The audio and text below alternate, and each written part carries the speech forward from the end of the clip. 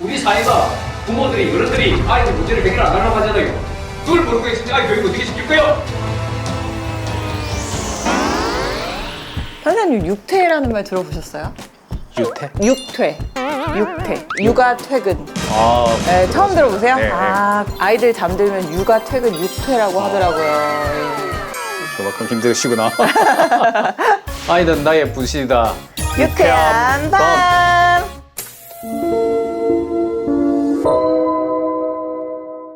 반갑습니다, 판사님. 반갑습니다. 네, 네. 아유, 오랜만에 뵙습니다. 예, 네. 멀리까지 아, 찾아오셨습니다. 네. 아유, 네, 덕분에 네, 공식적인 외출. 호통판사라는 별명을 지니셨지만 저는 좋은 어른이라는 별명을 말씀드리고 싶은데요. 직접 저희 독자분들께 인사 부탁드릴게요. 네, 안녕하십니까. 예, 대구지방법원 천정호 판사입니다. 국민들께서 지어주시는 호통판사 별명 이제는 조금 익숙해져 있고요. 예, 소년범의 대부라는 별명은 저에게 주어진 명예와 같은 거로 생각하고 제 비행을 막기 위해서 최선을 다하겠습니다. 오늘 잘 부탁드립니다. 네.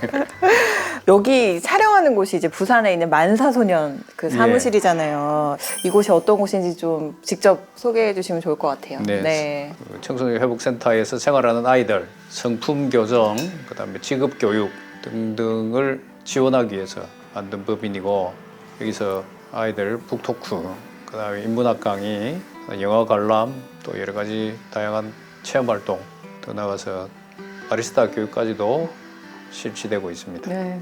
직접 만나고 계신 거예요?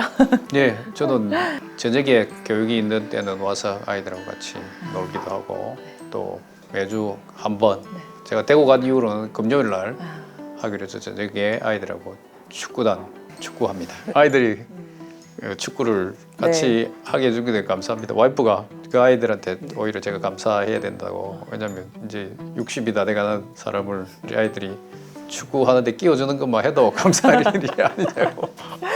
회식비 또 간식비 만만치 않으실 것 같은데 그렇죠? 제가 뭐 후원 요청은 안 하는데도 네.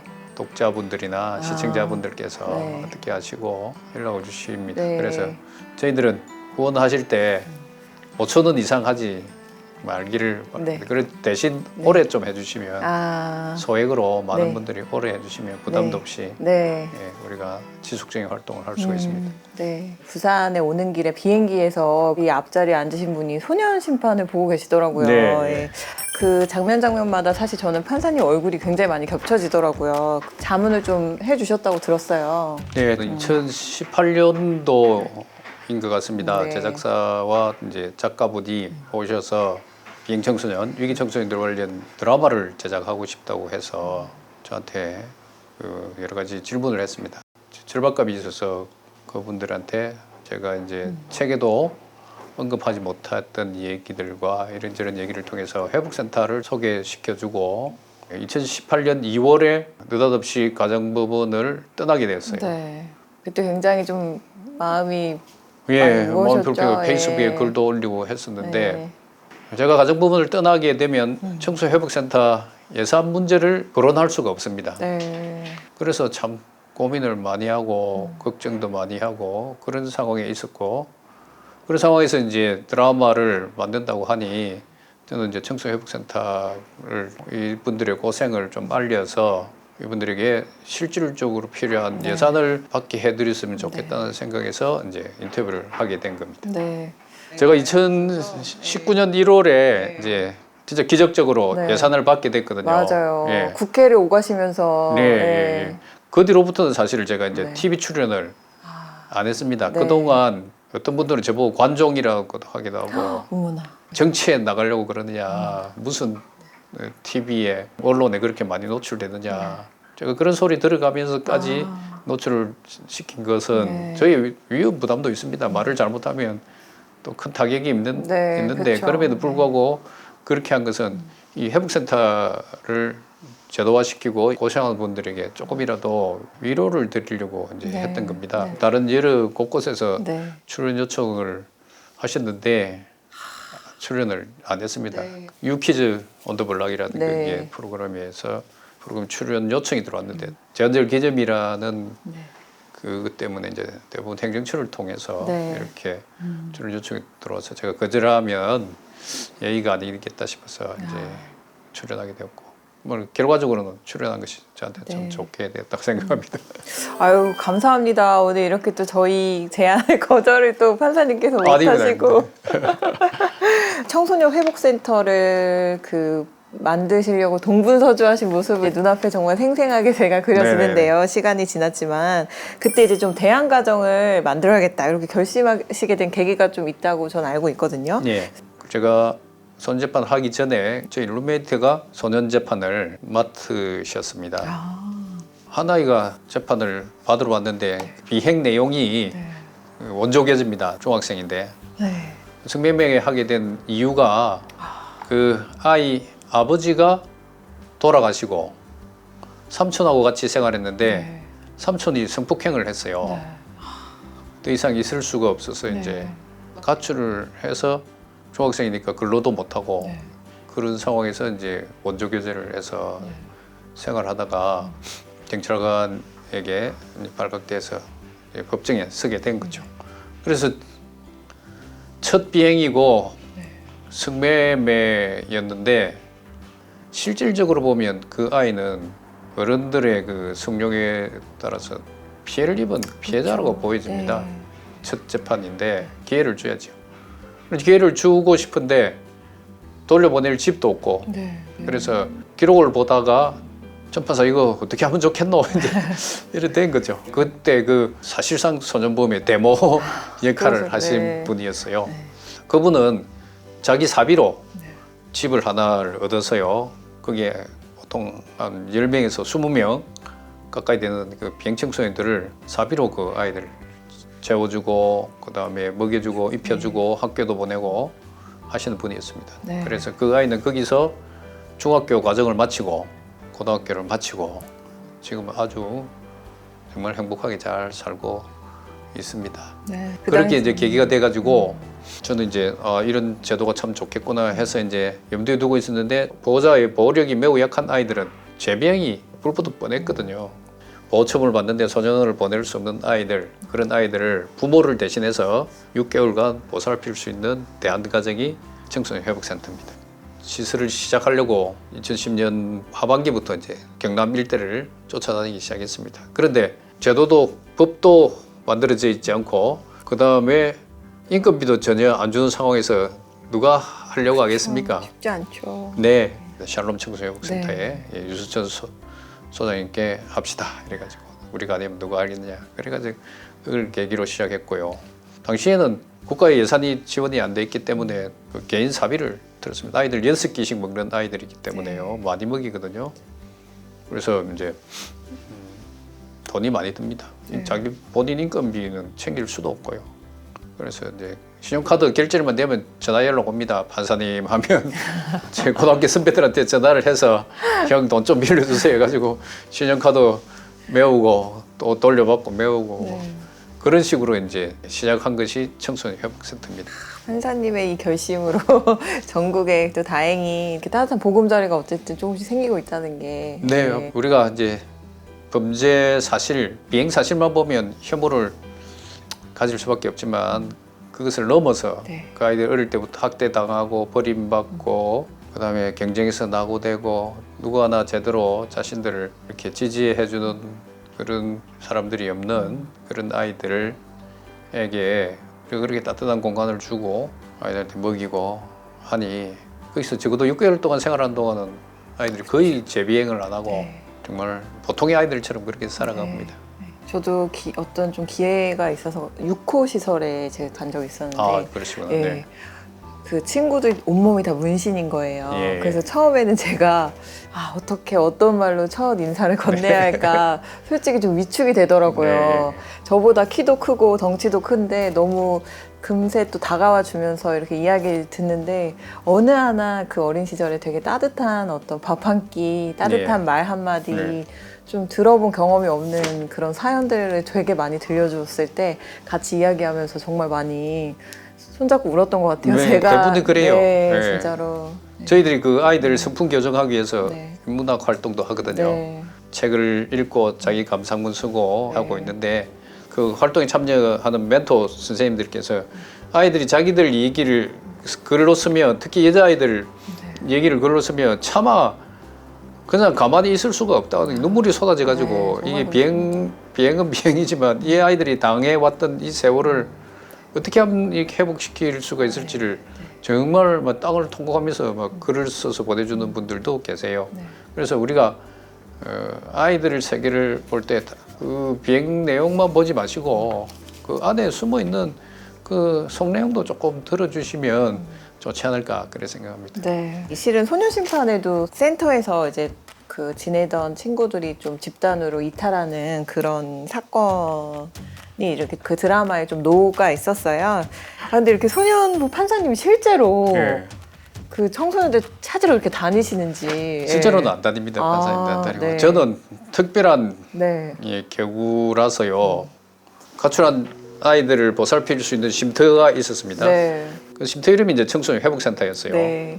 퇴근하는 길에 늘 들러가 아이들하고 만나고 또 집으로 넘어가고 이제 그렇게 했습니다. 어느 날 이제 아침에 출근하고 오는데 한 아이가 저를 보더만 차를 알아보고 막 달려와가지고 노크를 보니까 아이들이 어디 가냐 하니까 이제 보관소로 간대요. 네. 그러면서 아이가 그 플라스틱 통에서 물 하나 꺼내주고 판사님 드세요 하는데 보니까 고구마예요, 고구마. 네. 아 이거 뭐지 하니까 네. 아, 보관소로 가서 먹으려고 하는데 판사님 드세요. 아이고 뭐 두 개인가 세 개밖에 없는데 저한테 주면 저분들은 뭐 먹나 싶어가지고 이제 너무 기분도 좋고 해서 저녁에 제가 이제 그럼 맛있는 거 사줘야 되겠다 해서 이제 거기 들러서 네. 야 먹으러 가자 해가지고 이제 간 게 이제 패밀리 레스토랑입니다. 네, 그렇죠. 갔더니 한 아이가 판사님 패밀리 레스토랑 처음 왔어요. 그래 야 그러냐 그러고 또 이제 나오면서 아이들한테 제가 10,000원짜리가 없어가지고 50,000원짜리를 하나를 주면서 야 먹고 사먹고 싶은 거 사 먹으라 했더니 50,000원짜리 처음 봐요. 그래요. 예. 그리고 또 며칠 뒤 이제 또 들렀는데요. 판사님 저녁 드셨어요? 아니 집에 가서 먹어야지. 아 그럼 여기서 삼계탕 드시고 가세요. 네. 삼계탕이라고 너 끓일 줄 아냐니까 예 하면서 이제 나중에 끓여 나왔는데 삼장라면에 계란 든 것들 해가지고 그래서 삼계탕이었군요. 예 삼계탕이었습니다. 네. 그렇게 이제 그 아이들하고 소통하면서 잘 지냈고 근데 어느 날 이제 아이들 10명이 집단 이탈을 해버렸어요. 이제 마지막 남은 4명이 이제 남았는데요. 그 중에는 중학교 2학년 여학생이 한 명 끼어 있었어요. 네. 근데 한 아이가 거기서 탈출해 나와가지고 이제 우리한테 정보를 준 게 모텔 생활합니다. 그런데 그 생활비가 없어가지고 돌아가면서 지금 성매매를 해서 생활한다는 거예요. 네. 그래서 순서가 맨 큰언니부터 하고 마지막 이제 막내가 할 때 차례가 다 돼간다는 네. 거예요. 중학교 2학년 여자아이 네. 그 막아야 되는데 아유 뭐 이게 참 진짜 오늘 동동- 놀라시고 막 그러셨어요. 굴러야 되는데 방법 없죠. 그러고 있는 차에 중학교 2학년 여학생이 이제 전화가 왔어요. 소년 위탁보호위원 제가 재판하는데 도움을 주시는 위원이 계신데 그분이 이제 교수님입니다. 네. 교수님께 전화를 해서 교수님 20만 원만 보내주세요 그랬어요. 왜 그러고 큰 돈을 달라고 하느냐 했더니 아 지금 가출애가 있는데 오늘 저녁에 제가 그 성매매 해야 될 차례인데 도저히 겁이 나서 못하겠다고 그런데 너무 겁이 난다 그래서 돈 좀 줬으면 좋겠다 이제 그런 거예요. 그 교수님 저한테 전화 와가지고 어떻게 하면 되겠습니까? 그러니까 서로 이제 대화하다가 그러면 교수님 하는 식당으로 오라 해라. 식당 주인한테 돈을 받아가라. 우리는 안 간다. 이제 그렇게 가. 우리 뒤에 숨어서 잡으려고 했거든요. 슬떡슬떡 해가지고 어디서 돈을 받기로 했냐면 그 교수님 연구실에서 이제 돈을 받기로 한 겁니다. 네. 그래서 아이들이 예상한 시간보다 1시간 늦게 왔어요. 네. 교수님 연구실 딱 가는 순간 붙잡아가지고 네. 그래가지고 그 아이를 살린 거죠. 그 뒤로 교회는 법정에 안 섰던 것 같습니다. 근데 그런 얘기를 제가 해드렸죠. 네. 좀 제 개인적으로는 굉장히 손을 못 봐서 판결만 하는 것이 아니라 네. 밤에 그 아이들 잡으러 다니고 이제 이런 것들이 이제 드러나니까 이게 그러셨구나. 드라마로 하면 재미있을지 몰라도 네. 뭐 제 개인적으로 그걸 뭐 알릴 이유는 없었습니다. 네. 그래서 그 얘기를 안 했던 건데 오늘 최초로 네. 방송에서 그러셨구나. 네, 하고 있습니다. 판사님도 사실 3남매 아버지신데 재판을 통해서 만난 어떤 학생들, 친구들, 청소년들을 정말 다 챙기시고 이렇게 또 마음을 쓰시고 이런 어떻게 좀 그렇게 되시는 거예요? 소년 보호재판은 이 법에서 특수하게 네. 처분 이후에 아이들 감독할 수 있는 권한을 판사님한테 줬습니다. 네. 그래서 이 권한을 얼마나 잘 활용하느냐에 따라서 아이들하고 소통을 할 수 있고 그것을 통해서 재비행을 막을 수가 있거든요. 네. 그리고 특히 그 초기에 청소회복센터라는 제도가 전혀 없었고 네. 너무 많은 아이들이 버려지고 있어서 이 청소회복센터가 필요했는데 그것을 위해서 사람들을 설득시키고 뭐 이게 제도가 필요하다는 걸 알리기 위해서는 제가 직접 노력하고 뛰어야 됐습니다. 그래서 그 당시에는 무엇보다 많이 아이들과 소통도 하고 네네 그랬습니다. 그러니까요. 그 마음이 정말 어떻게 그런 마음이 네 드시는 거예요? 그 제가 가난하게 자라고 소년재판을 하면서 저희 어린 시절과 친구들, 동생들 이렇게 어렵게 자라가는 이 제가 알고 있는 고향 선후배들 이렇게 생각하다 보니 제가 한번 소년재판을 뭐 함부로 할 수가 없더라고요. 그래서 남다르게 좀 마음과 애정을 갖고 한 것 아닐까 생각합니다. 판사님께서는 좀 피해자 회복에 대해서 많이 고민하시고 또 네. 말씀도 좀 전해주시기도 했는데 피해자를 돕는 길 좀 어떤 게 있을까? 예. 네. 제가 이렇게 활동할 때 많은 분들이 왜 가해자 편만 드냐고 이렇게 하시는데요. 제가 이런 활동을 하는 가장 깊은 동기는 이 아이들이 비행을 막아서 새로운 피해자를 발생시키지 않겠다는 그게 있습니다. 이 아이들의 가정 환경도 성품도 다 봐야 되지만 이 아이들 교정을 잘못해가지고 피해를 발생시키면 결국 그거는 이제 공적 기관의 책임이 크다고 볼 수밖에 없잖아요. 그래서 저는 최선을 다해서 새로운 피해 발생 방지를 위해서 노력하고 있고요. 두 번째 판사님 그럼 피해자 아이들을 위해서 뭔가 해달라고 하시는데 사실 저도 하고 싶어요.